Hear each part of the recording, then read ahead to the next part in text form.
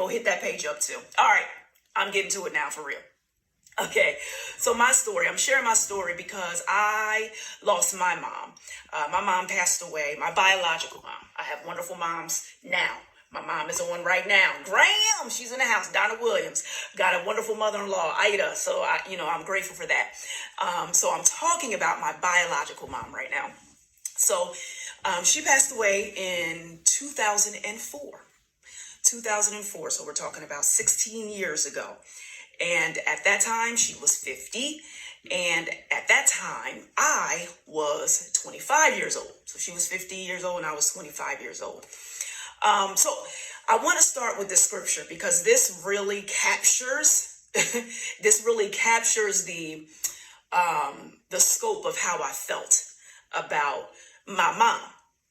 And so it's coming out of 1 Corinthians 10 and 13. Again, the scripture is 1 Corinthians 10 and 13.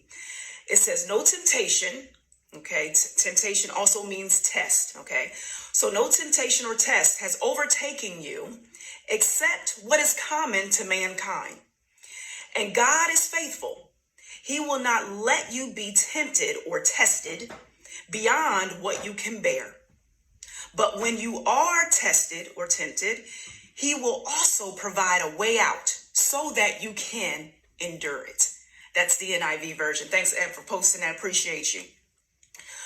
So you hear that saying as far as, when things happen to us, we'll say, we feel overwhelmed, or we have a friend or a family member, someone close to us that is experiencing something. We say, well, the Lord won't put no more on you than you can bear.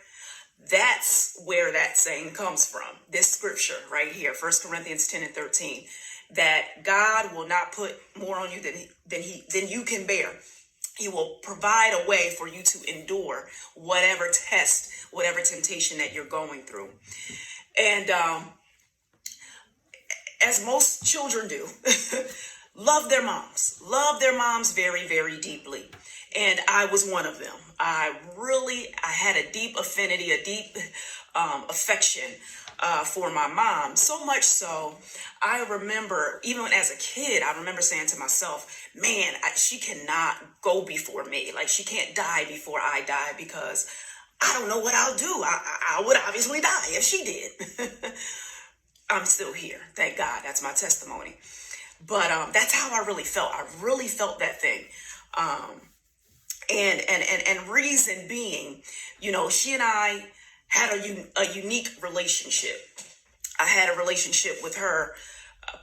Well, let me put it this way. I had a unique relationship toward her. I'm not pretty sure how she felt about me. I know she loved me and all that good stuff. But the reason I wanted to clear that up is because my relationship toward her had a lot to do with her alcoholism. So, and that's what she passed away from. She passed away from complications of her alcoholism. So her liver failed, and that's what she passed away from. So from as long as I can remember, being a very young girl, 5, 6 years old, that's what I remember about my mom, is that she had a drinking problem. She had a drinking issue. So with that being said, my relationship toward her was very unique because I always felt that I was her caretaker, like I had to watch out for her, like I was her caregiver at certain points, and also I desired more out of our relationship as mother and daughter, as daughter to mother, because I couldn't get it due to the alcohol. That was always a priority for her. Rightfully so. No hard feelings. It's a disease, things like that. No problem. Totally got that now. So anyway, loved her very deeply. Like I said, my world really revolved around her for a very, very long time. Even as I went into adulthood and moved from Jersey to here to Illinois, my world, my internal world, my heart, my mind, my thought life revolved really around her because I was concerned about her all the time. I wanted to make sure that she was okay. I was always worried, was she drinking tonight? Did she get in the house? Whatever. So it was a very unique relationship between her and I, especially from me to her. Therapists and whatnot might call it codependency, which it was a very strong case of that.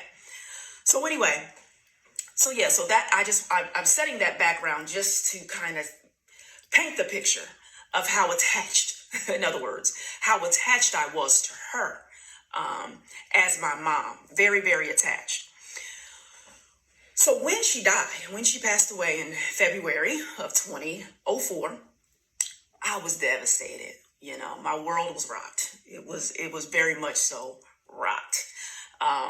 Although, like I said, most of all of my life that I can remember, she had this problem, this drinking problem, and but I was still devastated that it came down to that, because I from a very young girl, prayed for change. Yeah, I did. I sought God as a very young girl throughout until I became an adult, until she passed away. I sought God and asked him to change her. Take the taste away, God. I asked God to deliver her from the disease, from the alcoholism, from the drink. I asked him this. And I'm not talking about one time. I'm not talking about 2 times. I'm talking about throughout my life. It was a plea. It was a begging. It was a travailing unto God. So I was devastated that she passed away in this manner. I was devastated because I asked God. You know, it reminded me of Paul, and when he pleaded with the Lord 3 times to take something away from him, and God said, "No, my grace is sufficient."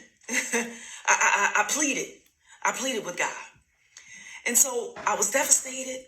I didn't understand. Yeah, at the thorn in your side, that's what it was, and so I was devastated. I didn't understand. I didn't understand how and why she left this way, because I asked God to do this. All right. So after she passed away, again, the devastation, the pain, the hurt, the sorrow, you know, I felt all of that. But I must say that I felt all of that somewhat superficially. I didn't process it all immediately. I did not process it all immediately. Because during that time in my life, my 25